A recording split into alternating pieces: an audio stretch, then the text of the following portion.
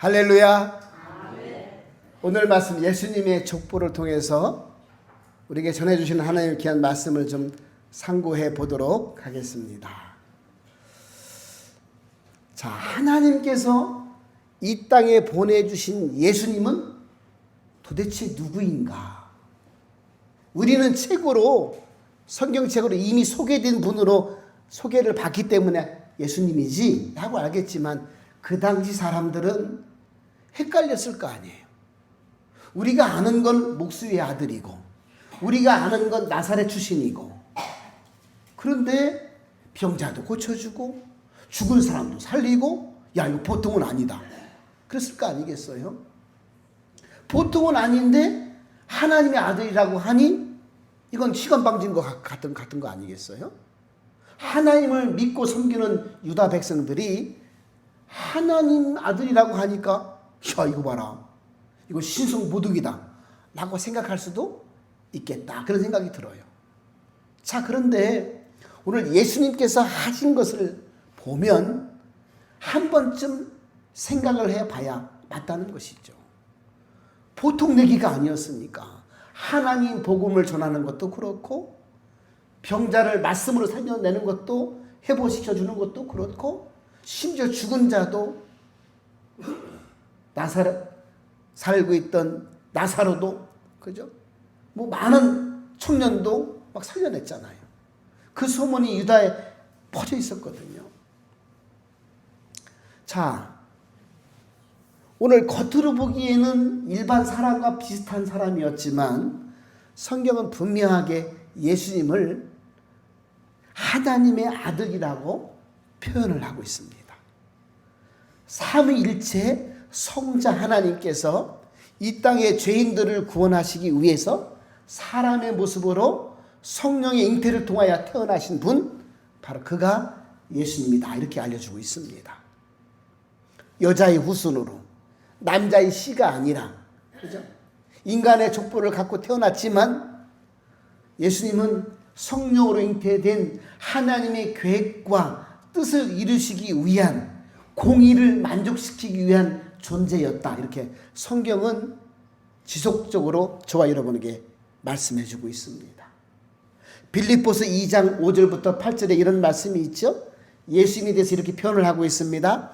너희 안에 이 마음을 품으라. 곧 그리스도의 예수의 마음이니 그는 근본 하나님의 본체이시나 하나님과 동등됨을 취할 것으로 여기지 아니하시고 오히려 자기를 비워 종의 형체를 가지사 사람들과 같이 되셨고 사람의 모양으로 나타나사 자기를 낮추시고 죽기까지 복종하셨으니 곧 십자가에 죽으심이다. 아멘. 분명하고 명확하게 예수님에 대해서 쫙 나열하고 있습니다. 그러니까 하나님의 뜻을 이루시기 위해서 하나님께서 작정하시고 계획하셔서 때가 되어 보내주신 분, 사람으로 태어나게 하신 분, 이게 예수라고 말씀을 하고 있습니다. 할렐루야.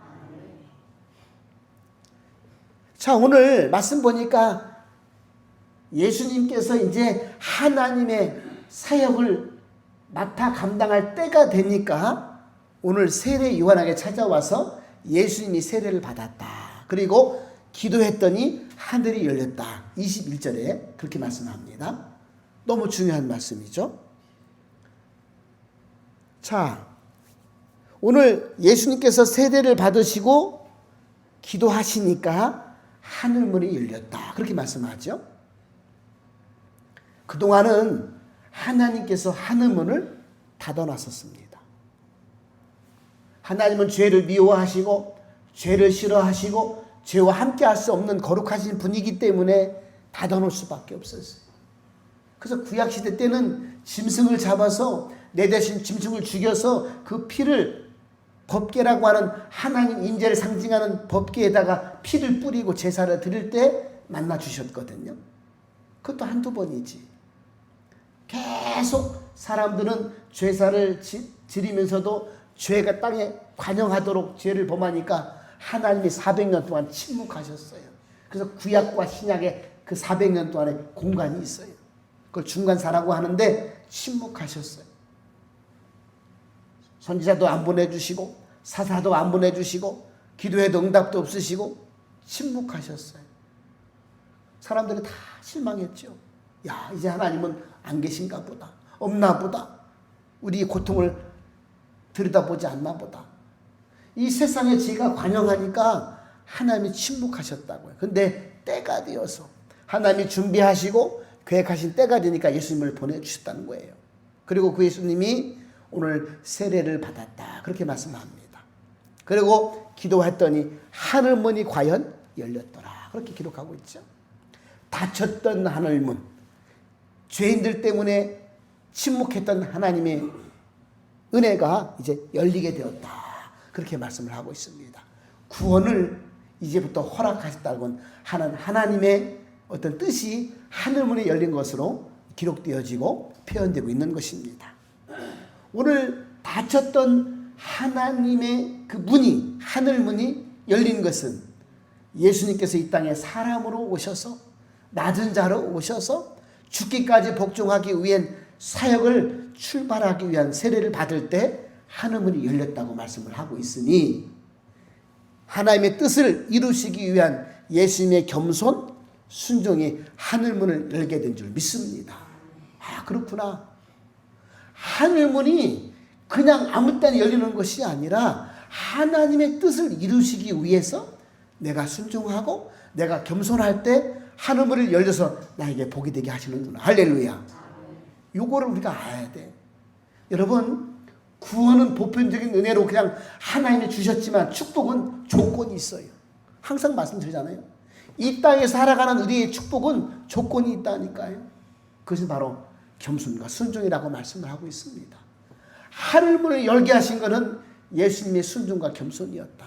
너희들도 예수님을 본받아서 이 땅에 살아갈 때 낮은 자로, 겸손한 자로 하나님 뜻에 순종할 때 하늘문이 열린단다. 할렐루야.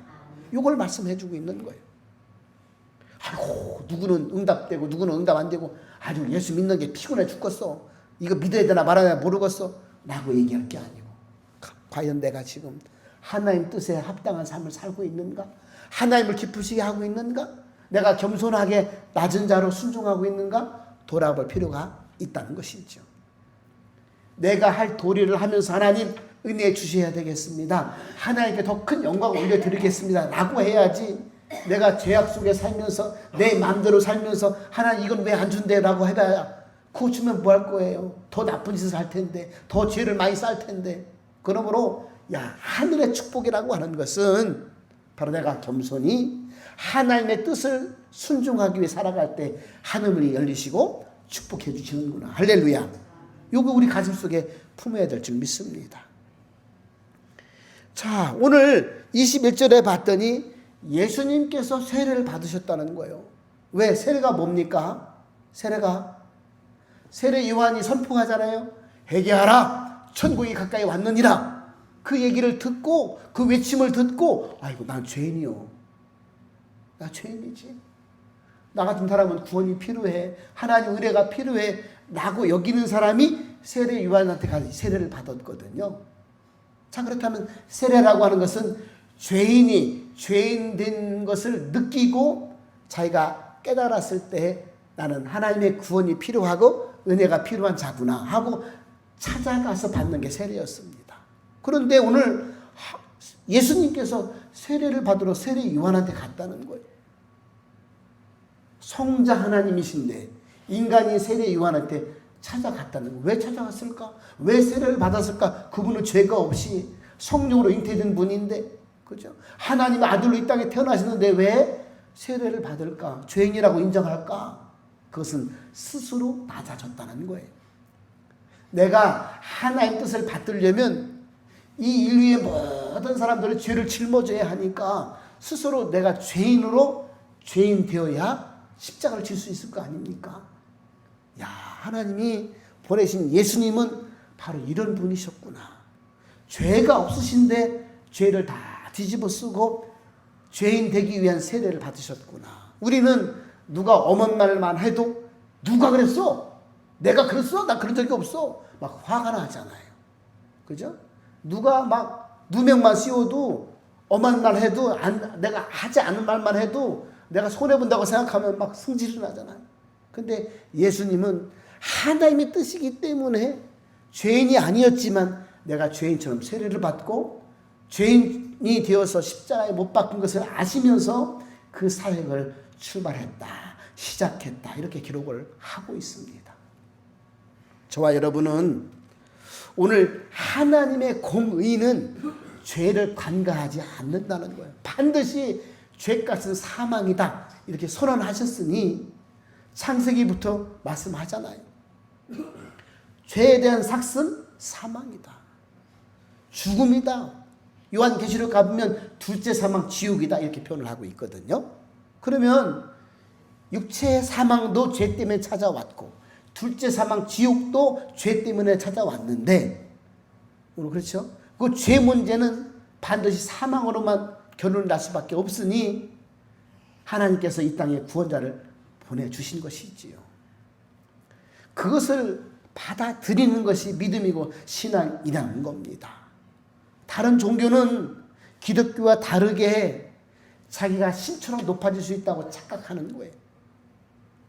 그러나 이 기독교만큼은 신께서, 창조주께서, 그죠?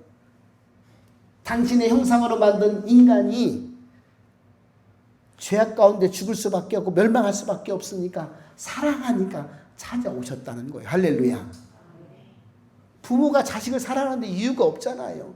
그냥 내 새끼니까, 내 자식이니까 사랑하는 거 아니겠어요? 하나님도 똑같다는 거예요. 내 형상으로 만든 인간이 사단의 유혹에 빠져서 불순종의 죄를 범하고 또 죄를 범하고 또 죄를 범해 살다가 멸망할 수밖에 없고 사망에 이르고 지옥으로 들어가야 되는데, 이거 구원 안 할 부모가 어디 있겠어요? 생명도 바꾸고 싶은 게 부모 아니겠어요? 그래서 이 땅에 예수 그리스도를 보내주셨다는 거예요. 그러니 신께서 우리를 구원해 주시기 위해 이 땅에 오신 신은 예수님밖에 없다는 거예요.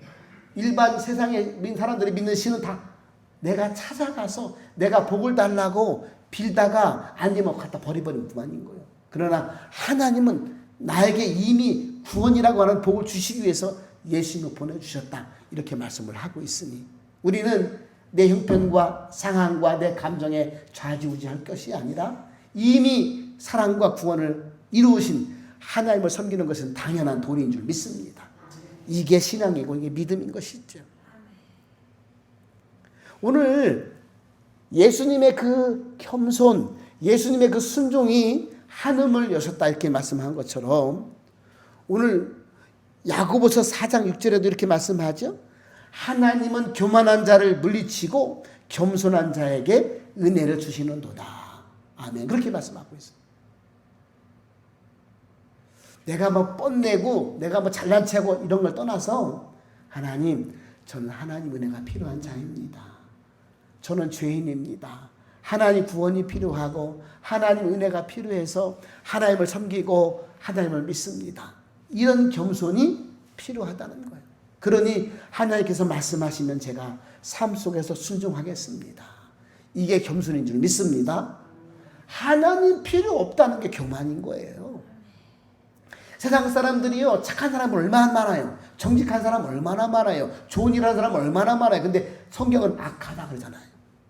하나님 필요 없다고 생각하는 그 사람이 잘못되었다는 거예요.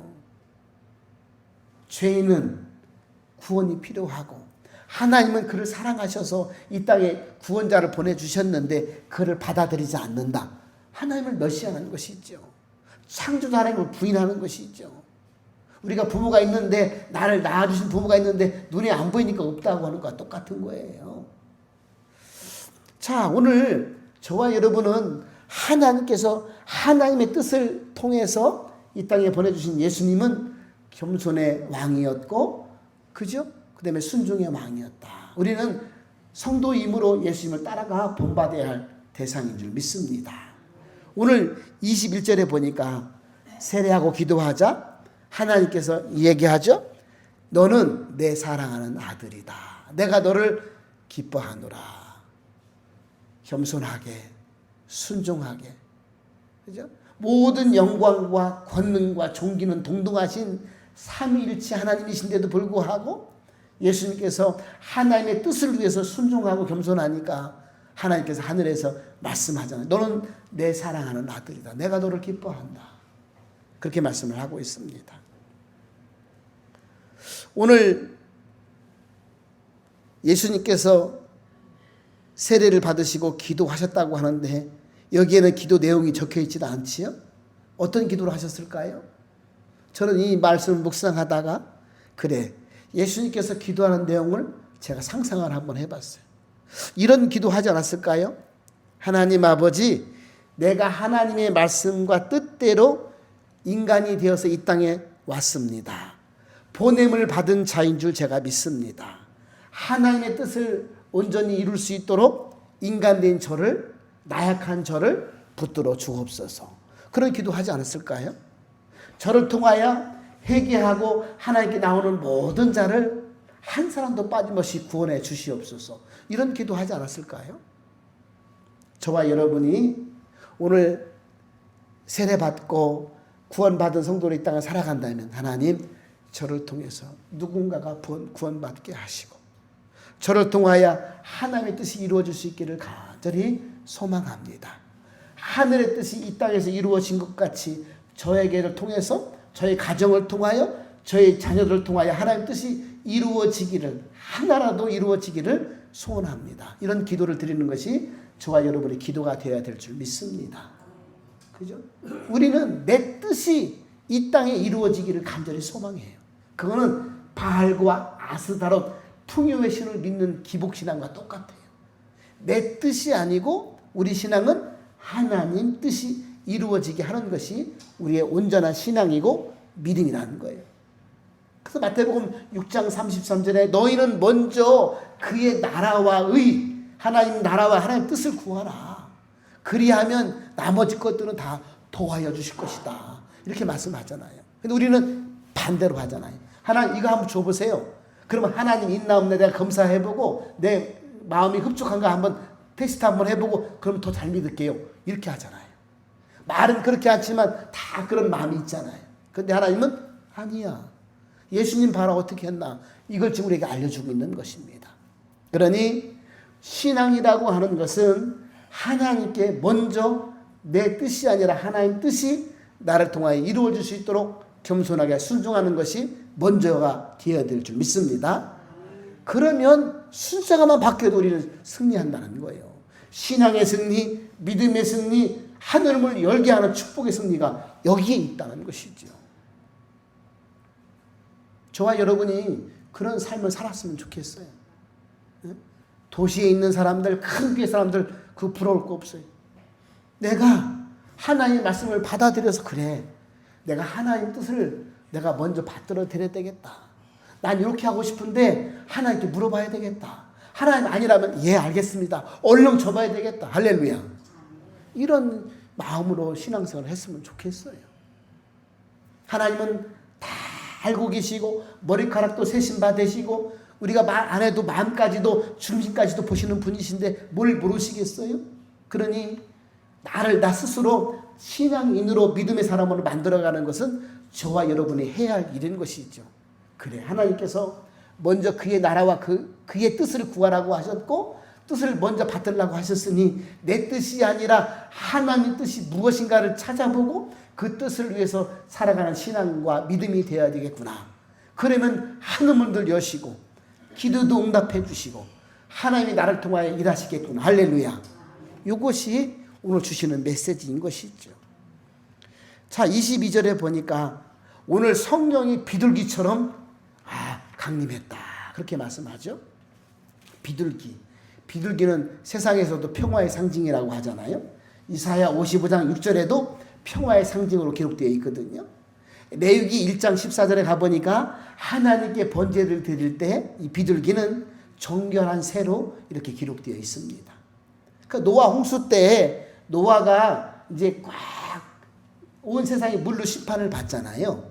그럴 때 이제 쭉쭉쭉 물이 빠져가지고 까마귀를 내보내고 비둘기를 내보냅니다.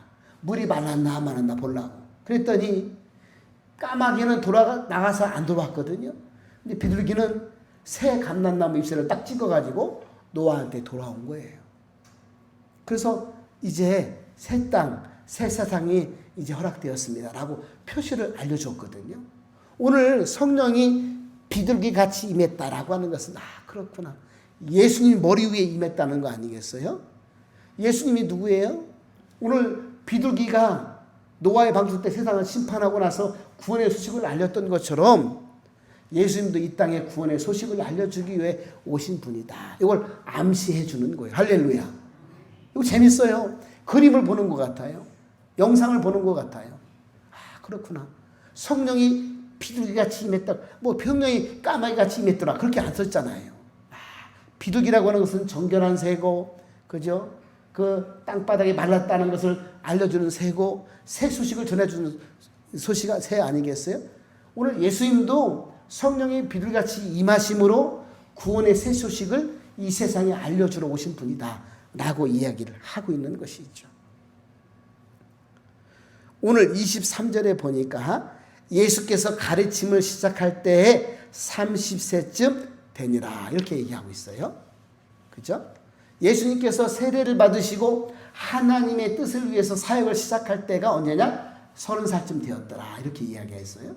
왜 젊을 때 17살 때나 20살 때나 그때 안 하고 왜 꼭 30세 때 했을까? 궁금하잖아요. 저 이렇게 숫자가 나오면 궁금하더라고요. 근데 하나님은 하나님의 때를 30세에 맞춘 거죠. 그렇지 않겠어요? 하나님의 구원의 어떤 사역을 위해서 네가 지금부터 복음을 전하고 3년 뒤에 십자가에 죽어야 되겠다. 그런 때를 맞춰서 30세 때 시작하도록 하신 것이지요. 자, 이게 너무 참 놀라운 사실은 이 30세라고 하는 것이 그 레위기에 보면 민수기 4장 3절에 보면 하나님께서 제사장 직분을 수행할 때 30세 이상으로 하라 그렇게 그 기록되어 있어요. 제사장의 일을 감당할 때는 30세 이상으로 해라 그렇게 말씀하고 있고, 또 인류의 대제사장이 되시는 예수님께서도 거기에 맞춰서 30세에 사역을 시작하지 않았나 그런 생각이 들더라는 거예요.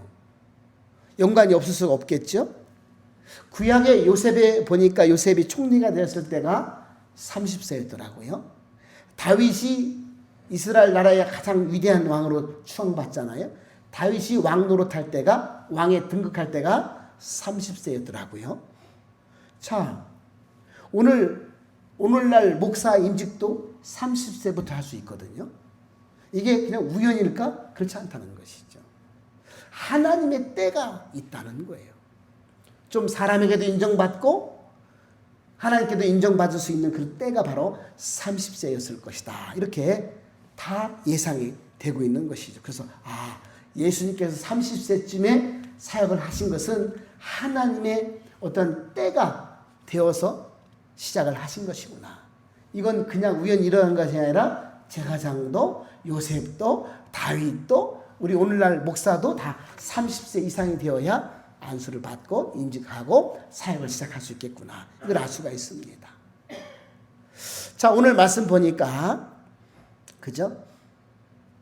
자, 23절 예수께서 가르침을 시작하실 때에 30세쯤 되시니라. 사람이 아는 대로 요셉이 아들이니 그렇게 말씀 있잖아요. 사람이 아는 대로. 그러면 일반 사람들은 예수님을 요셉의 아들이야, 목수의 아들이야 라고 알고 있었다는 거예요. 그러면 사람이 알지 못하는 그 이면도 있다는 얘기가 아니겠어요? 그렇죠?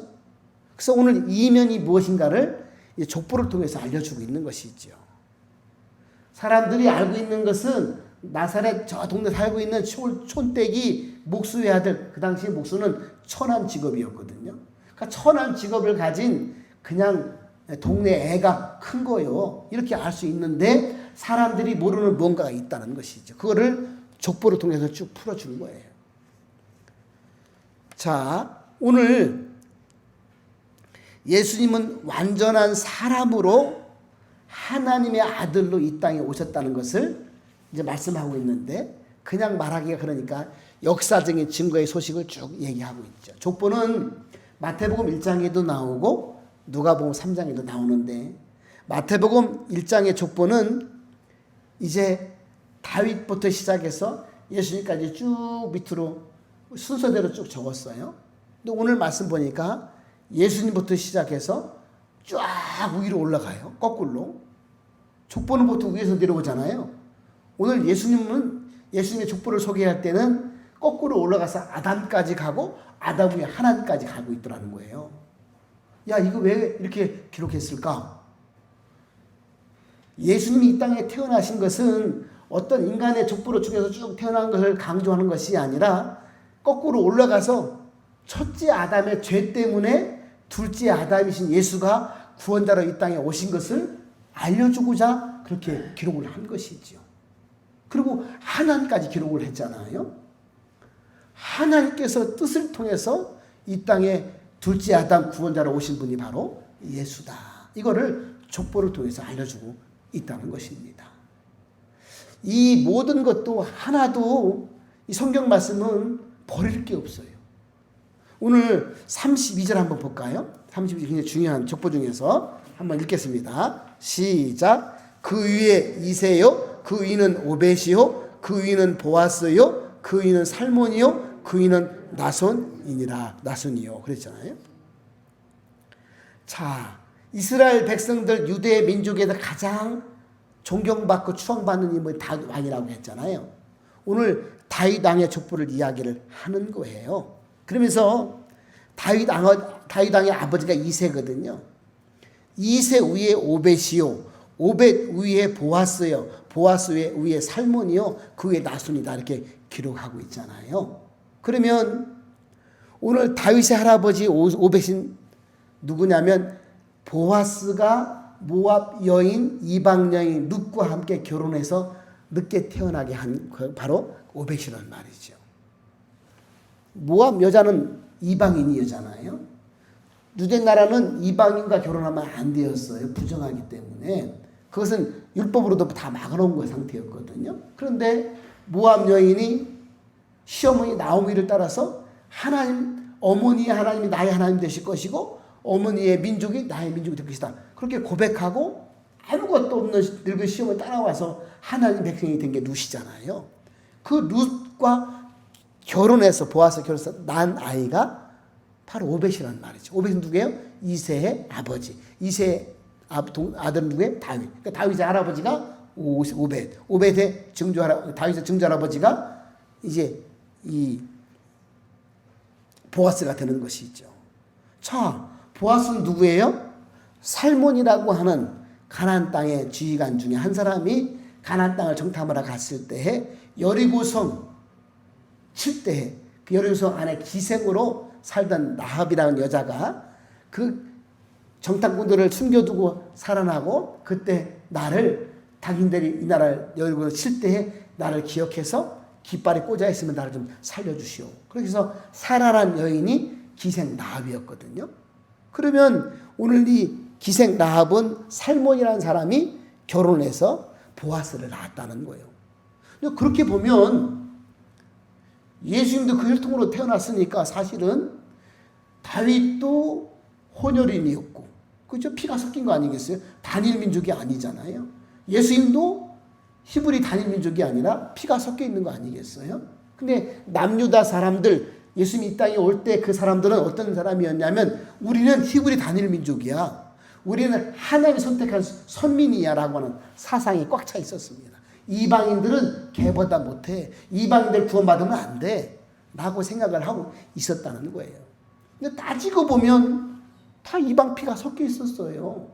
그리고 사실은 남유다 사람들도 바벨론에게 멸망하고 나서 70년 동안 피가 많이 섞여 있었어요. 우리나라도 일본의 식민 지배를 받을 때 사실은 여인들이 간강 같은 걸 많이 당했잖아요. 그리고 그죠? 그렇게 해서 아이도 태어나고 쉬쉬하면서 일본 피가 많이 섞였지 뭘 그래요. 솔직히 우리 단일민족 아니거든요. 근데 우리 단일민족, 백이민족 막 이렇게 하잖아요. 똑같았어요. 남유다도 바벨론 포로에서 70년 만에 돌아왔지만 그 정착했던 민족들도 다 그냥 다른 외국인들하고 이렇게 살아가지고 이방인들로 살아서 피가 섞여 있었단 말이죠. 그런데도 불구하고 우리는 선민이야, 우리는 단일 민족, 히브리 민족이야 하고 사상 때문에 사마리아 사람들 개 취급하고 같은 동족인데 말도 안 섞고 이랬단 말이죠. 자, 오늘 예수님의 족보를 통해서 어떤 의미가 있냐면, 예수님은 자기 족보를 거꾸로 올라가서 아담부터 시작된 그 죄의 문제 때문에 이 땅에 태어나신 둘째 아담 구원자다, 하나님께서 보내주신 자다. 그런데 그분은 유대인만 구원하는 것이 아니라, 단일 문제를 우기고 선민 세상을 강조했던 그들만 구원하는 것이 아니라 온 인류를 구원해 주실, 자기 백성을 자기의 죄에서 구원할 자로 이 땅에 오신 분이 예수다.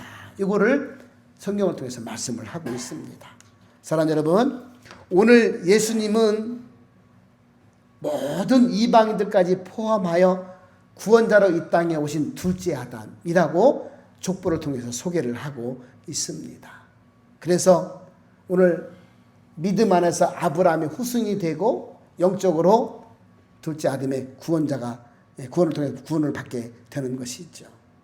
자, 오늘 하나님까지 올라가는 족보를 소개를 통해서 이 땅에 오신 예수님은 하나님이 보내주신 하나님의 아들로 성령으로 잉태되어서 하나님의 공의, 죄값은 분명히 사망이다라고 하는 것을 만족시키기 위한 구원을 이루기 위해서 이 땅에 오신 분이 맞다, 이렇게 말씀을 하고 있습니다. 사도 바울도 고린도후서 5장 17절에서 그런즉 누구든지 그리스도 안에 있으면 새로운 피조물이라, 이전 것은 지나갔으니 보라 새 것이 되었도다, 이렇게 말씀하고 있습니다. 더 이상 옛사람 아담으로부터 물려받은 죄성을 가지고 내 생각대로 내 마음대로 살아가는 성도가 아니라 둘째 아담으로 구원자로 하나님 뜻 가운데 이 땅에 공의를 만족시키러 오신 예수님의 가르침과 그의 본을 따라서, 그죠? 겸손하게 하나님의 뜻을 위해서 살아가는 저와 여러분 되시기를 주님의 이름으로 축복합니다. 하나님의 뜻으로 살아가면, 하나님의 뜻이 먼저가 되면 하늘문이 열립니다. 그리고 하늘의 신령한 믿음의 복과 땅의 기름진 복이 허락되는 것이죠. 구원은 예수님을 통해서 얻어내지만, 그죠? 축복은 내가 하기에 따라 달라질 수 있다는 겁니다. 저와 여러분이 하늘문을 활짝 여는 겸손과 순종의 삶을 살아갈 수 있기를 주님의 이름으로 축복합니다. 기도하겠습니다. 하나님, 감사합니다. 오늘 예수님께서 이 땅에 오셔서 우리 죄를 담당하시기 위해서 하나님 스스로 세례를 받으시고 낮은 자가 되어주시고 하나님 공의의 뜻에 순종하고 또 겸손한 모습을 보임으로 하늘문이 열렸습니다. 하나님, 죄가 없으신 그분이 우리 모든 죄를 짊어지시고 십자가를 지시기 위해 스스로 낮아주시고 죄인 되었습니다. 오늘 아버지 하나님, 예수님은 하나님이 보내신 둘째 아담이요 구원자로 이 땅에 오셔서 하나님의 뜻을 이루시기를 하나님 스스로 낮은 자가 되어 주셨습니다. 하나님, 우리의 예수님의 본과 뜻을 따라서 우리도 겸손하게 하나님의 뜻이 먼저 될 수 있도록 우리 믿음을 붙들어 주옵소서. 하나님, 그러므로 하늘문을 열게 하시고 이 땅에서도 넉넉한 믿음의 사람으로 살아갈 수 있도록 은혜 베풀어 주옵소서. 예수님의 이름으로 감사드리며 기도 올리옵나이다. 아멘.